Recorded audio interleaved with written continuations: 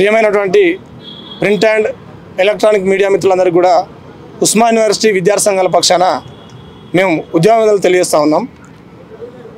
ఉస్మానియా యూనివర్సిటీలో ఈరోజు మత వివక్షకు వ్యతిరేకంగా, కుల వివక్షకు వ్యతిరేకంగా రాజ్యాంగాన్ని కాపాడుకోవాలని చెప్పేసి వివిధ రకాలైనటువంటి భావజాలతోటి పోరాడేటువంటి 22 విద్యార్థి సంఘాల నాయకులందరం కూడా చర్చించుకొని ఈరోజు భారతదేశంలో ఉన్నటువంటి ప్రధానంగా మధ్య భారతదేశంలో ఉన్నటువంటి ఆదివాసీలపై ఏదైతే బీజేపీ, మోడీ, అమిత్ షా ప్రభుత్వాలు ఏదైతే ఇలా హత్యాకాండను కొనసాగిస్తున్నాయో ఈ హత్యాకాండను తక్షణమే నిలిపివేయాలని చెప్పేసి ఆదివాసీ ప్రజానికాన్ని కాపాడుకోవాలని చెప్పేసి ఒక బాధ్యతాయుతమైనటువంటి కర్తవ్యంతో చైతన్యం ఉన్నటువంటి ఈ తెలంగాణ నెలలో ఉన్నటువంటి ఉస్మానియా యూనివర్సిటీ విద్యార్థి సంఘాల నాయకులుగా మేమందరం కూడా ఈరోజు ఈ తెలంగాణలో ఉన్నటువంటి ఉస్మానియా విద్యార్థుల స్టాండ్ ఏంటిది, అసలు మేము ఎవరి వైపు ఉన్నాం? ఈరోజు దోపిడీ కార్పొరేట్ పాలక వర్గాల వైపు ఉన్నామా, లేకపోతే ఈ దేశంలో ఉన్నటువంటి మూలవాసులైనటువంటి ఆదివాసుల వైపు ఉన్నామా అనేటువంటి విషయాన్ని స్పష్టంగా తెలియడం కోసం ఈరోజు ఇక్కడ ఈ పత్రికా సమావేశాన్ని, అదేవిధంగా ఈ ఎలక్ట్రానిక్ మీడియా సమావేశాన్ని మీకు నిర్వహించదలుచుకున్నాం. ఇందులో అనేక మంది విద్యార్థి సంఘాల నాయకులు ఉన్నారు, వాళ్ళందరూ కూడా ప్రసంగిస్తారు. మొట్టమొదటిగా నేను ఒక్కొక్కరిని ఇక్కడ మాట్లాడవలసిందిగా కోరుతూ ఉంటాను. మొదటగా ఈ సమావేశాన్ని ఉద్దేశించి ఆదివాసీ స్టూడెంట్ ఫోరం రాష్ట్ర అధ్యక్షుడు సాగపైన పాపారావు గారు మాట్లాడతారు. ఆదివాసీ విద్యార్థి సంఘం రాష్ట్ర అధ్యక్షుడు సాగపైన పాపారావు మాట్లాడతారు. ముందుగా మీడియా మిత్రులకు ఆదివాసీ ఉద్యమ వందనాలు. దాంతోపాటుగా ఉస్మానియా యూనివర్సిటీ వివిధ విద్యార్థి సంఘాలు పేరున విద్యార్థి సంఘాల నాయకులందరికీ ఆదివాసీ ఉద్యమ వందనాలు తెలియజేస్తూ ఉన్నాం. ఇవాళ ఏజెన్సీ ప్రాంతంలో ఆపరేషన్ కగార్ని నిలిపివేయాలని చెప్పేసి ఇవాళ సమాజంలో ఉన్నటువంటి పౌర సంఘాలు, బుద్ధిజీవులు, మేధావులు, విద్యార్థులందరూ కూడా ముక్త కంఠంతో ఇవాళ కేంద్ర ప్రభుత్వానికి విన్నవించుకుంటున్న పెట్టినటువంటి పరిస్థితి కనిపిస్తూ ఉంది. ఇవాళ ముఖ్యంగా ఏజెన్సీ ప్రాంతంలో 5th షెడ్యూల్ ఏరియాలో ప్రత్యేకమైనటువంటి హక్కులు చట్టాలున్నాయి.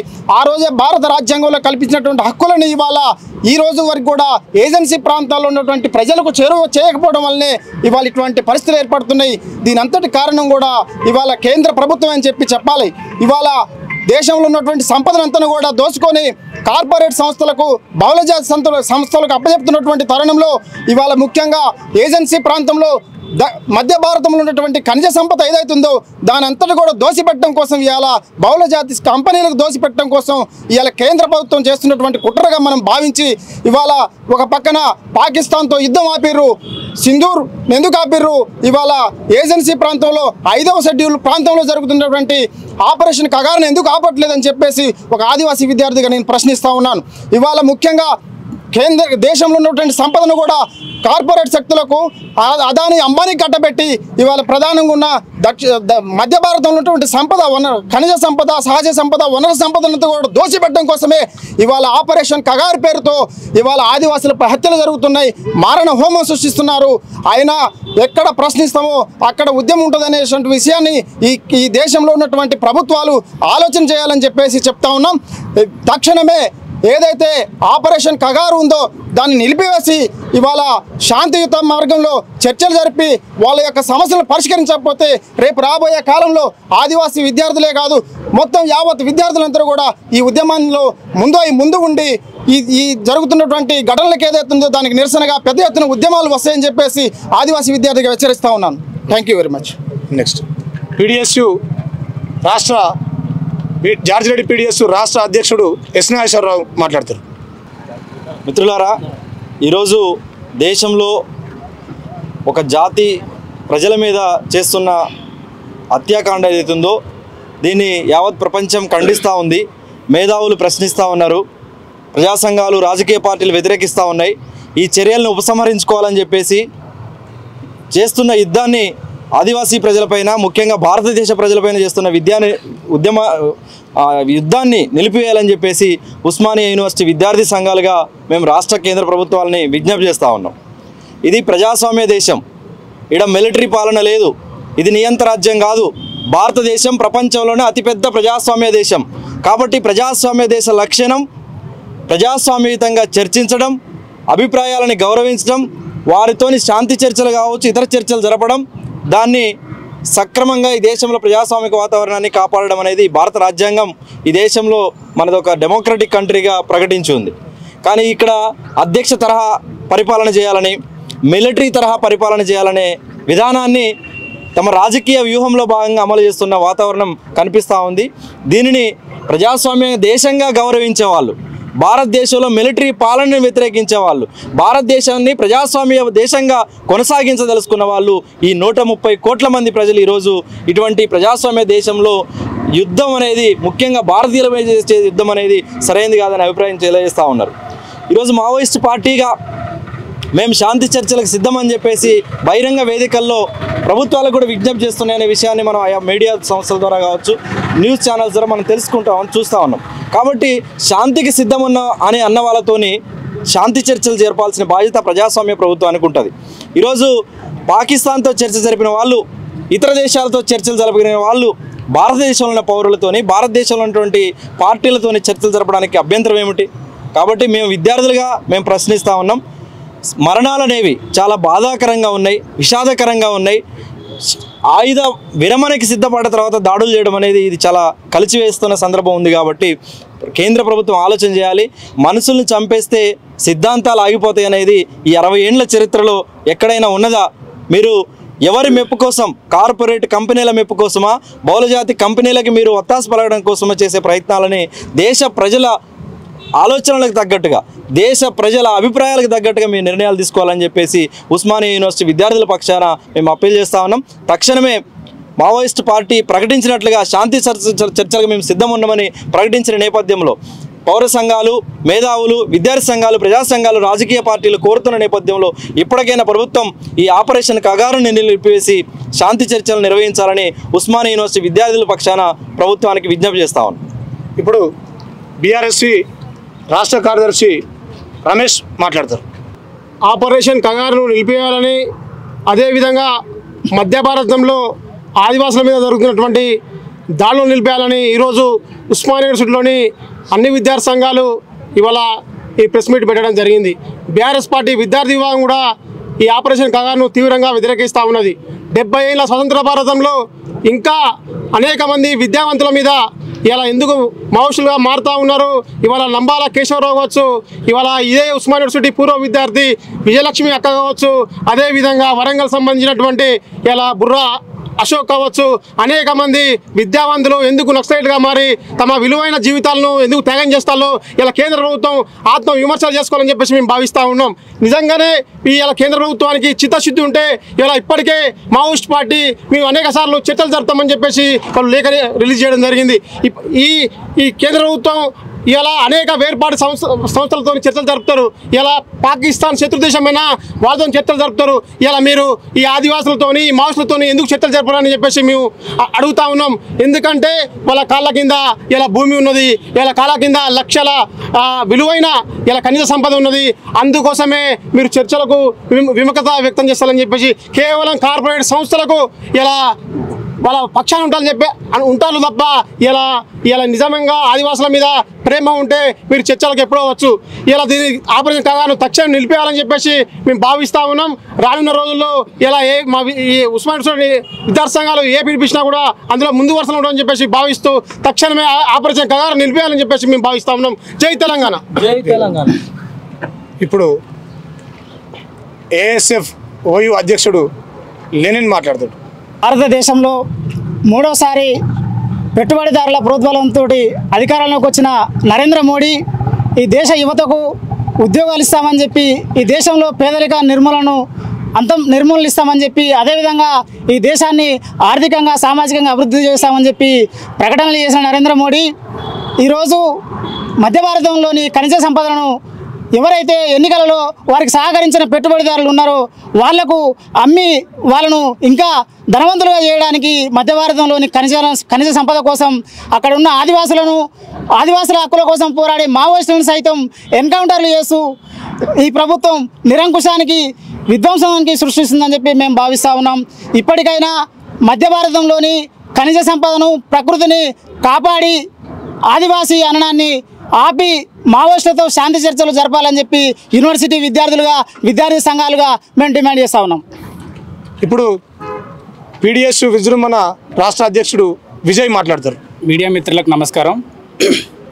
దేశంలో ఉన్నటువంటి ఆర్థిక వనరులను సహజ సంపదలను మొత్తం కూడా దోచుకోవడాన్ని అడ్డుకోవడం కోసం ఆయుధాలు చేతబట్టినటువంటి మావోయిస్టులు శాంతి చర్చల కోసం పిలుపునిచ్చారు. దానికి ముందుగా 2025 స్టార్టింగ్లోనే ఛత్తీస్గఢ్ ఉప ముఖ్యమంత్రి విజయేంద్ర శర్మ గారు శాంతి చర్చలకు ఒక ప్రతిపాదన పంపారు. దానికి ప్రతిపాదనగా మావోయిస్టు కూడా మేము కూడా సిద్ధంగా ఉన్నామని చెప్పారు. ఏదైతే రాజ్యంకి సంబంధించినటువంటి హింస, ప్రతిహింస, రాజ్యహింస పరంపరలు కొనసాగుతున్నటువంటి సందర్భంలో రాజ్యాంగ హక్కులు హరించబడుతున్నప్పుడు సుప్రీంకోర్టు ఏం చేస్తూ ఉంది? సుప్రీంకోర్టు స్పందించకపోతే ప్రజలు ఏం చేయాలి? ఇప్పుడు నిన్న పోలీసులు ఏదైతే హత్య చేసినటువంటి నంబళ్ళ కేశవరావు గారి ఇప్పటికి కూడా అతని శవాన్ని కూడా అందించినటువంటి పరిస్థితి లేదు. ఏదైతే బ్రిటిషు సంబంధించినటువంటి వాళ్ళు కూడా అల్లూరి సీతారామరాజు భగత్ సింగ్ను చంపి మొత్తం కూడా స్వాతంత్ర ఉద్యమం నిర్వీర్యం అయిపోయింది, ఇది ఒక మైలురాయి అని ప్రకటించారు. అదే వారసత్వాన్ని బ్రిటిష్కు అనుకూలంగా యుద్ధం చేసినటువంటి ఆర్ఎస్ఎస్, బీజేపీ సంబంధించినటువంటి వాళ్ళు కూడా ఈరోజు నంబాల కేశవరావు చనిపోవడంతోనే ఒక మైలురాయి అని ప్రకటించారు. ఇవన్నీ వాస్తవాలు చూస్తూ ఉంటే మొత్తం కూడా ఆయుధాల గురించి మాట్లాడేటువంటి వాళ్ళు అణిచివేత జరుగుతున్నప్పుడు సమస్య తీసుకొని రోడ్ల మీదకి వచ్చినప్పుడు బంధువులకు పిలిచి సమస్య పరిష్కరిస్తే ఈ మావోయిస్టు సమస్య అనేది ఉండదు.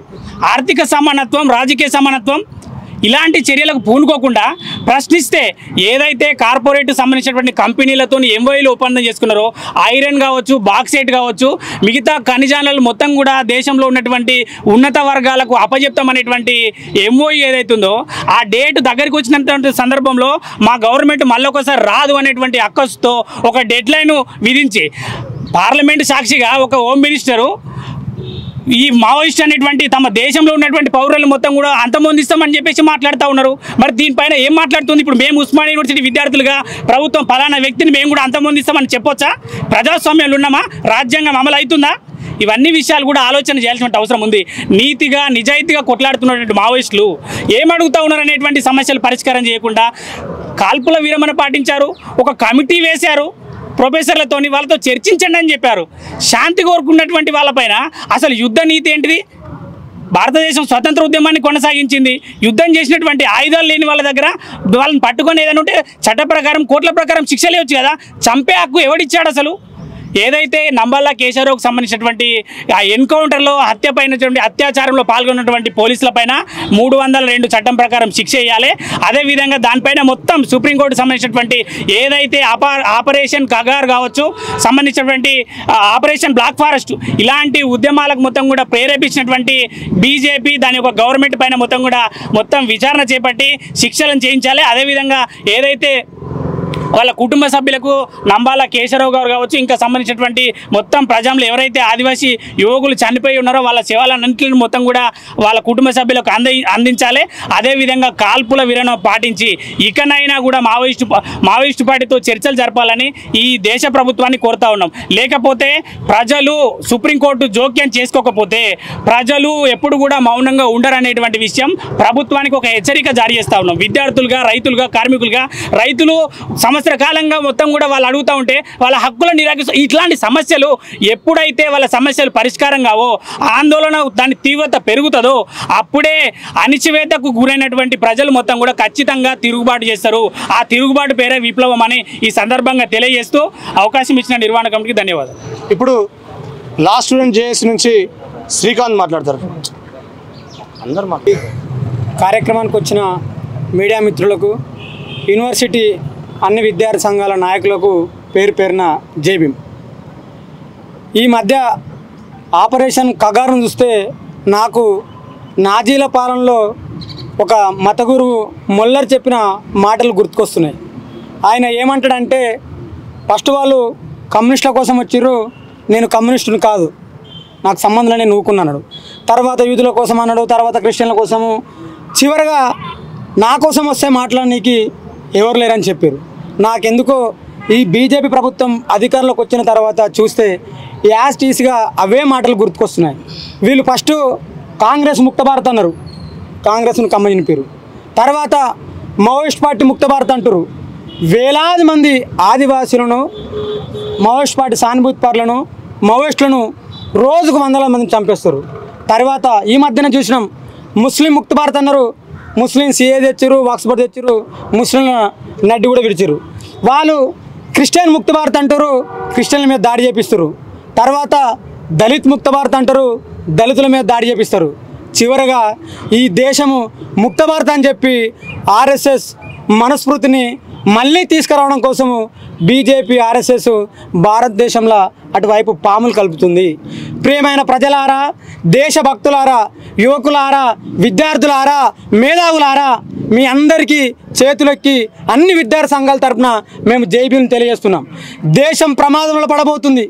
ఈ ప్రమాదం నుంచి ఈ దేశాన్ని మనం కాపాడుకోకపోతే భవిష్యత్ తరాలు అంధకారంలోకి వెళ్ళిపోతున్నాయి. మళ్ళీ మూతికి చింప ముడ్డికి తాటాకనే కాలం రాబోతుంది.